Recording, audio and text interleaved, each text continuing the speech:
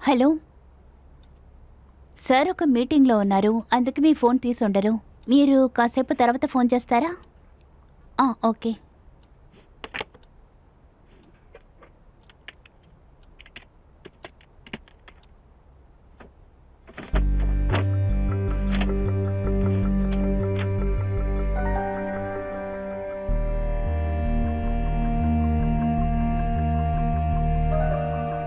ఇలాంటివి ఎన్ని లెటర్లు వచ్చాయి?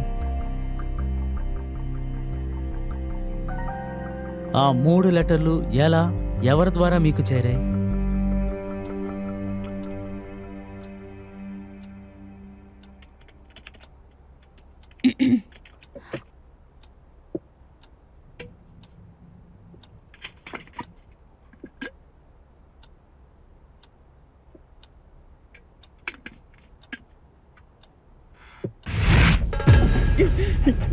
ఏంటి సార్ ఇలా భయపెట్టేశారు?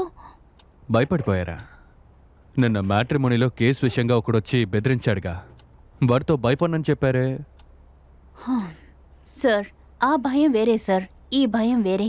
ఈ భయం అందరికీ వస్తుంది, అంతెందుకు మీకు కూడా వస్తుంది. నాకు రాదండి. ఖచ్చితంగా వస్తుంది. ఎలా చెప్తున్నారు? ఎందుకంటే సార్ వచ్చి 1 అవర్ అయింది. నేనే చెప్పానుగా నాకు భయం రాదని. లోపల మాట్లాడేది వినిపిస్తోందా సార్? ఈ లెటర్స్ అన్నీ ఎక్కడున్నాయి? సార్, కార్ పార్కింగ్లో దొరికింది సార్.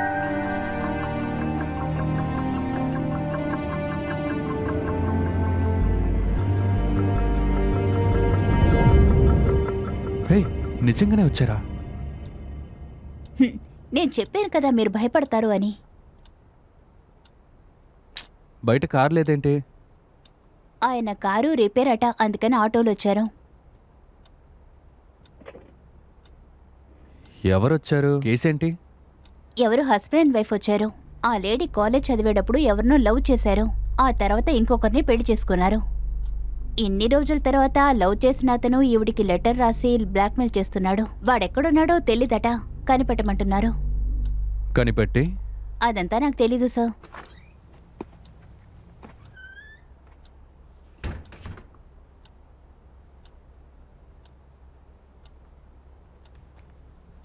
కూర్చోండి సార్. Thank you.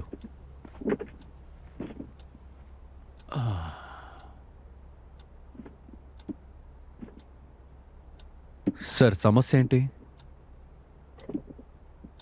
మీరు నేను సార్ అసిస్టెంట్ని. పెళ్ళయ్యి కొన్ని రోజులే అవుతుంది. అరేంజ్ మ్యారేజే. ఏంటంటే మా వైఫ్ కాలేజీ చదువుతున్నప్పుడు ఒకరిని ప్రేమించిందంట. వాడు ఇప్పుడు హఠాత్తుగా వచ్చి బ్లాక్మెయిల్ చేసేటట్టు లెటర్ వేస్తున్నాడు సార్.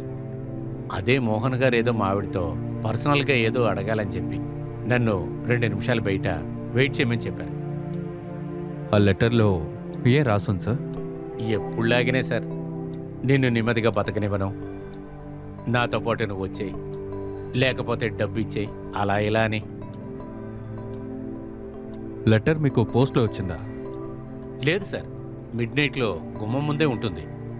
నేనే చూశాను. ఇంతవరకు ఎన్ని లెటర్స్ వచ్చాయి? 3 లెటర్లు సార్. 3 లెటర్స్ని మీరే చూసారా? అవును సార్. మీరు ఎందుకు పోలీస్ కంప్లైంట్ ఇవ్వలేదు? ఎలా సార్, వైఫ్ పేరు చెడిపోతుంది కదా, అందుకే మనిషిని కనిపెట్టామంటే మాట్లాడితే సరిపోతుంది అనుకుంటున్నాను. పర్లేదు సార్, మీ వైఫ్కి మీరు బాగా సపోర్టివ్గా ఉన్నారు. సార్, లైఫ్లో అందరూ లవ్ చేసే ఉంటారు కదా సార్. ఏదైనా తప్పు కూడా జరుగుండొచ్చు, అటువంటివి పెద్దదిగా చూడకూడదు కదా సార్.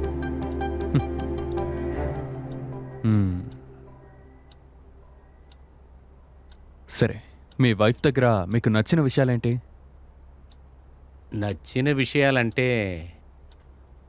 బాగా వండుతుంది, తర్వాత ఇల్లు బాగా ఉంచుకుంటుంది, ఇంకా సరే, నచ్చని విషయాలు? వాళ్ళ ఫ్యామిలీకి నాకే సార్ సెట్ కాలేదు, మాట్లాడుకోవట్లేదు, తర్వాత మోడర్న్గా ఎక్కువగా ఉండదు, ఎక్కడికన్నా వెళదామంటే ఇంట్రెస్ట్ ఎక్కువగా చూపిదు. సార్ మిమ్మల్ని రమ్మన్నారు. సార్ నేను లోపలికి వెళ్ళి వస్తాను. సరే.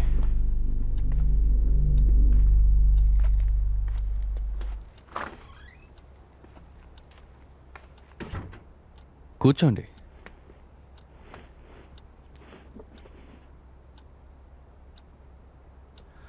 నేను సార్ అసిస్టెంట్ని. సమస్య గురించి మీ హస్బెండ్ చెప్పారు. మీ దగ్గర కొన్ని ప్రశ్నలు అడగచ్చా? అడగండి సార్. మీరు లవ్ చేసిన వ్యక్తిని మీరు ఎందుకు పెళ్లి చేసుకోలేదు? మా ఇంట్లో ఒప్పుకోలేదు సార్. అందుకు ఆయన ఏం చెప్పారు? బాధపడ్డారు. పోరాడి పెళ్లి చేసుకోవాలనే స్థితిలో ఆయన ఫ్యామిలీ లేరు. అందుకని వదిలేశారు. మీకు ఆయన దగ్గర నచ్చిన విషయాలేంటి?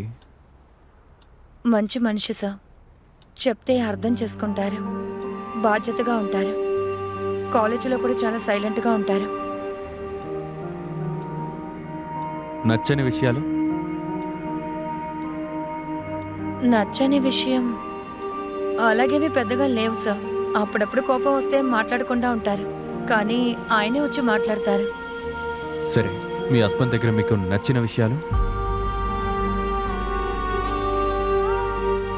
మంచివారు సార్.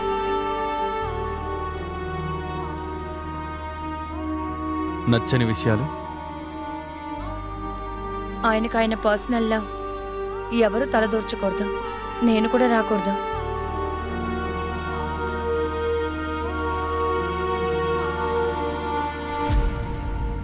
ఆ లెటర్ హ్యాండ్ రైటింగ్ చూసారా?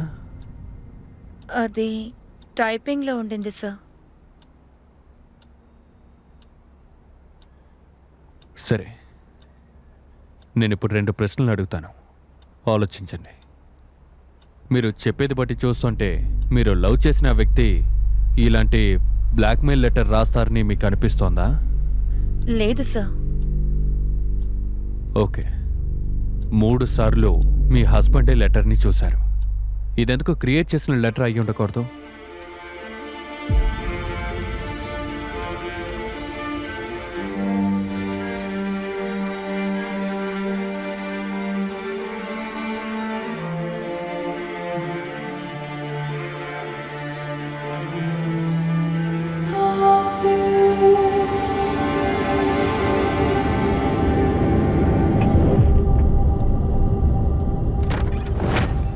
నిజంగా ఈ లెటర్ వచ్చిందా? చెప్పండి, ఈ లెటర్ నిజమా? సుజా, మనం అది ఇంటికెళ్ళి మాట్లాడుకుందాం. మీరింత చండాలంగా ఆలోచిస్తారని నేను అసలు ఊహించలేదు. సుజా, లిసన్.